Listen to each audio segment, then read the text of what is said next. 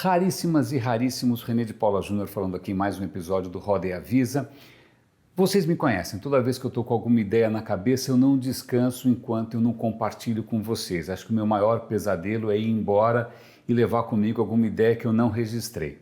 Pois bem, o que acontece é que eu tive o privilégio, a honra mesmo de ser convidado para participar de um debate com um programa da BBC inglesa, vai ao ar qualquer dia desses, depois eu dou o link aqui, mas como é rádio, talvez isso, bom, vai ser lá, não vai ser aqui. Algumas das ideias que me vieram à cabeça no meio da conversa, eu acho que vale a pena registrar.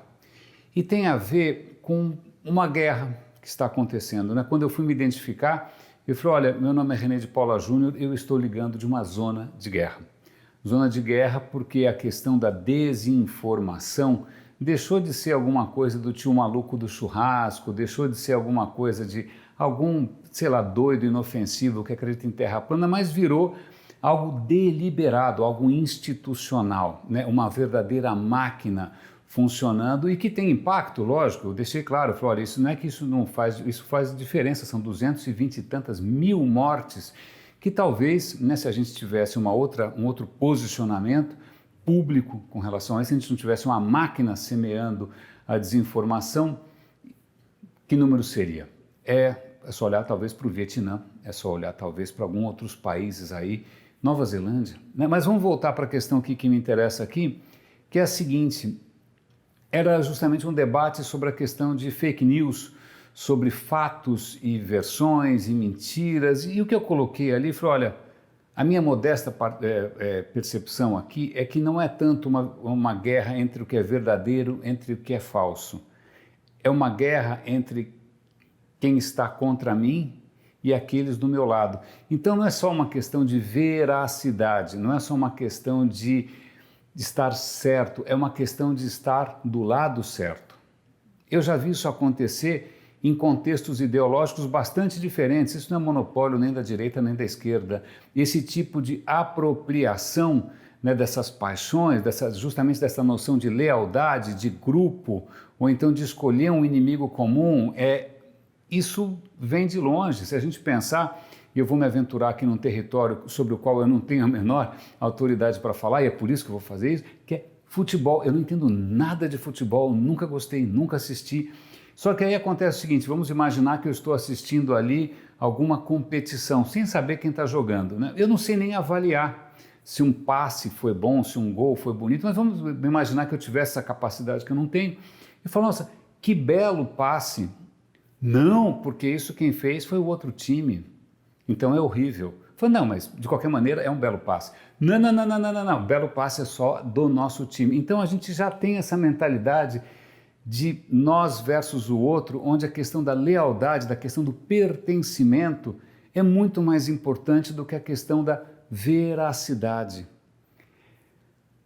A questão é, para aqueles que, como eu, pateticamente, quixotescamente ainda tentam, né, trazer a gente na direção do iluminismo. O iluminismo é aquele movimento aparentemente equivocado, né, aparentemente otimista demais, que acreditava que, na verdade, a razão poderia nos unir, que a razão poderia triunfar. É esse movimento um pouco ingênuo, no qual eu ainda carrego essa bandeira com mais alguns raríssimos, o que acontece ali é que tem um equívoco. O equívoco é pensar sempre em sujeitos, em indivíduos. E o indivíduo, aquele que vê a verdade, não tem por que ele escolher a mentira, ou a gente não se explica em termos de indivíduo. Por favor, os pressupostos de muitas dessas disciplinas, não importa se é a esquerda ou a direita, está equivocado, porque nós somos criaturas sociais.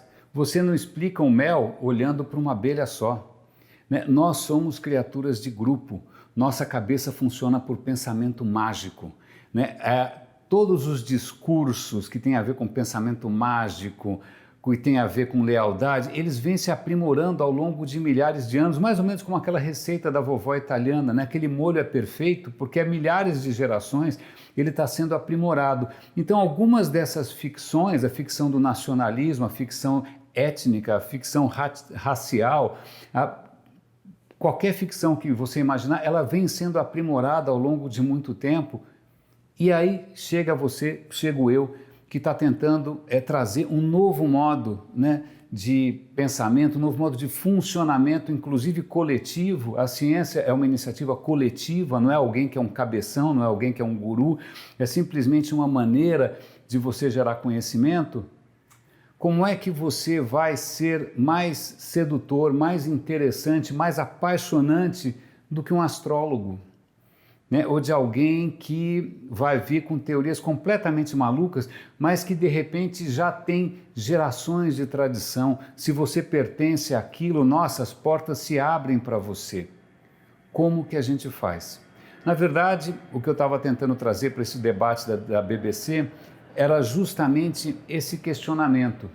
Né? Não é mais uma questão se a informação é certa ou se é errada, mas como é que a gente começa a compreender esse cabo de guerra, e não é só um, né? Você tem grupos diferentes que cada um pode desacreditar da imprensa ou da ciência por mil razões. Se de repente ele é um descendente de escravos, ele pode desconfiar da ciência, ou se de repente ele é um... Cada um ali vai ter seus próprios influencers, cada um ali vai ter sua própria lógica. É você achar que você está na força aérea sobrevoando, mas quando na verdade a guerra é feita na infantaria, é feita dentro da selva, é guerrilha. Como é que você sai, como é que você desce, como é que você aterrissa para esse território entrincheirado?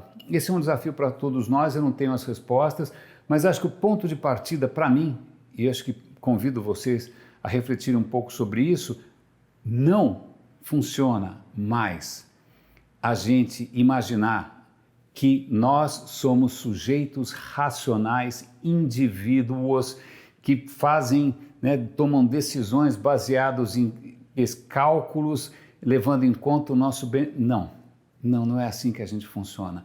Nós sempre seremos criaturas sociais, criaturas que pensam no grupo, criaturas que pensam no pertencimento. Eu pertenço e você pertence ao grupo dos raríssimos, e isso muito me honra. Raríssimas e raríssimos, um grande abraço e até o próximo episódio.